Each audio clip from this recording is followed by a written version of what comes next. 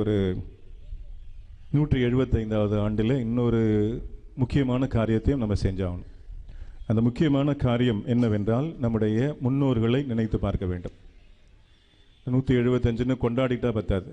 யார் இந்த தலத்தை உருவாக்கினார்கள்? இப்படிப்பட்ட ஒரு தலம் உருவாவதற்கு காரணம் யார்? ஏதோ மேலே எல்லாம் எழும்பிடுச்சு, அதனால் நான் அதில் மாலை போடுவேன், அதில் நான் பூத்தூவி பார்ப்பேன் அப்படிங்கிறது கிடையாது. அடித்தளம் எங்கே இருக்கிறது? அடித்தளம் யார் என்று சிந்தித்து பார்க்க வேண்டும். இது சும்மா ஏதோ ஒரு கிடையாது. இது விவிலிய அடிப்படை. இணைச்சட்ட நூலில் 7வது அதிகாரத்தில் 8வது வசனத்தை எடுத்து வாசித்து பாருங்க. போய் கடவுள் சொல்றார், உங்களுக்கு வாக்களிக்கப்பட்ட தேசத்தை நான் கொடுத்தேன், உங்களுக்கு வாக்களிக்கப்பட்ட தேசத்தை கொடுத்தேன். ஏன் கொடுத்தேன் அப்படின்னு 2 காரணத்தை சொல்லுவார். 2 காரணம். ஏன் கொடுத்தேன் அப்படின்னா, நீங்கள் ஏதோ பெரிய திரளானவர்கள், ஏதோ சக்தி வாய்ந்தவர்கள், ஏதோ ஆற்றல் உள்ளவர்கள், அதற்காக உங்களுக்கு கொடுத்தேன்னு நினைக்காதீங்க. நீங்களாம் கடவுளுடைய பார்வையில் ஒன்றுமில்லாதவர்கள். ஏன் கொடுத்தேன்னு கடவுள் 2 காரணத்தை சொல்றார். 1, நான் உங்கள் மீது அன்பு கூர்ந்ததனாலும். கடவுள் சொல்றார், நான் உங்கள் மீது அன்பு கூர்ந்ததாலும். 2வது காரணம் என்னன்னா, உங்கள் மூதாதையருக்கு கொடுத்த வாக்கை காப்பாற்றும் பொருட்டும். 2 விதத்துல தான் உங்களுக்கு ஆசீர்வாதம். 2 விதத்துல தான் நமக்கு ஆசீர்வாதமே வருது. நம்ம செய்யற காரியங்கள் கிடையாது. முதல் காரியம், கடவுள் அன்பு செய்கிறார், கடவுளுடைய கருணை. கடவுள் பிச்சை போடுறார் நம்மளுக்கு, கடவுள் கொடுக்கிறாரு, வாங்கிக்கிறோம். இது ஒரு வகையான ஆசீர்வாதம். இன்னொரு ஆசீர்வாதம், இணைச்சட்ட நூல், மீண்டுமாக கூறுகிறேன், இணைச்சட்ட நூல் 7வது அதிகாரம் 8வது வசனத்தை எடுத்து வாசித்து பாருங்கள். ஆண்டவர் உங்கள் மீது அன்பு கூர்ந்ததாலும் மூதாதையருக்கு கொடுக்கப்பட்ட வாக்கை நினைவு கூறும் வண்ணமும். நம்ம முன்னோர்கள்லாம் அவ்வளவு புண்ணியம் செஞ்சிருக்கிறாங்க, நம்முடைய பெற்றோர்கள்லாம் புண்ணியம் செஞ்சிருக்கிறாங்க. அந்த புண்ணியம் நமக்கு வந்து சேருது. இந்த புண்ணியம் வந்து சேருது பாருங்க, அதற்கு நன்றி சொல்லணும். அதுதான் 175வது ஆண்டில் நம்ம செய்ய வேண்டிய ரொம்ப முக்கியமான காரியம். ஒவ்வொரு சிலுவை பாதையும் செய்யும் போது, ஒவ்வொரு நிலைக்கு ஆரம்பிக்கும் போது தேவி இயேசுவை ஆராதித்துன்னு சொல்லி ஆரம்பிக்கிறோம். முடிக்கும் போது எப்படி சொல்கிறோம்? எங்கள் பேரில் தயவாயிரம் சாமி, எங்கள் பேரில் தயவாயிரம். அடுத்த ஜெபம், மரித்த விசுவாசுடைய ஆன்மாக்கள் சர்வேசனுடைய இரக்கத்தினால் நித்திய சமாதானத்தில் லைப்பார கடவார்களாக. எத்தனை மரித்த விசுவாசிகளை நினைச்சு பார்த்தீங்க? அது மனப்பாடமாக வர ஜெபமாக மாறிடுது. ஆனால் சிலுவை பாதையுடைய முக்கியமான நோக்கமே என்னன்னா, ஒவ்வொரு பாடுகளையும் நாம் தியானித்து விட்டு அந்த பாடுகளுடைய பலனை யாருக்கு கொடுக்கிறோன்னா, நம்முடைய முன்னோர்களுக்கு, மரித்த விசுவாசிகளுக்கு நன்றி கடனாக கொடுக்கின்ற ஒரு நிகழ்வு. அது நடக்குதா அப்படின்னா கேள்விக்குறியாக இருக்கு. இந்த 175வது ஆண்டிலே, அதுவும் தவ காலத்தில் இருக்கின்ற பொழுது, ஒரு சின்னதாக ஒரு முயற்சியை மேற்கொள்ள போகிறோம்.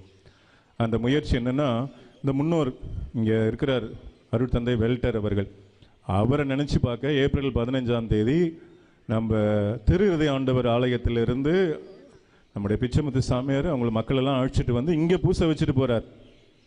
யாருக்கு பூசை வைக்கிறாரு? வெல்டர் சாமியார். அந்த வெல்டர் சாமியார் யாரு? வெல்டர் சாமியார் யாரு?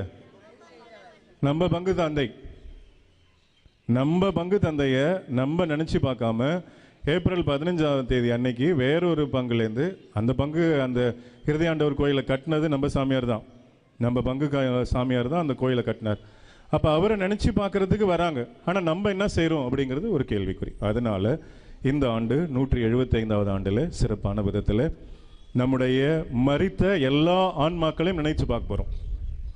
உங்கள் குடும்பத்திலையும் சரி, எல்லார் குடும்பத்திலையும் சரி, எல்லா உறவுகளையும் சரி, அருட்தந்தையர்கள், அருட்கண்ணியர்கள், இங்கு வேலை செஞ்ச அனைத்து ஆன்மாக்கள் எல்லாரையும் நினைவு கூர்ந்து ஏப்ரல் 15ஆம் தேதி ஒரு சிறப்பான 175வது ஆண்டில் இறந்த ஆன்மாக்கள் அனைவருக்குமான திருப்பலி.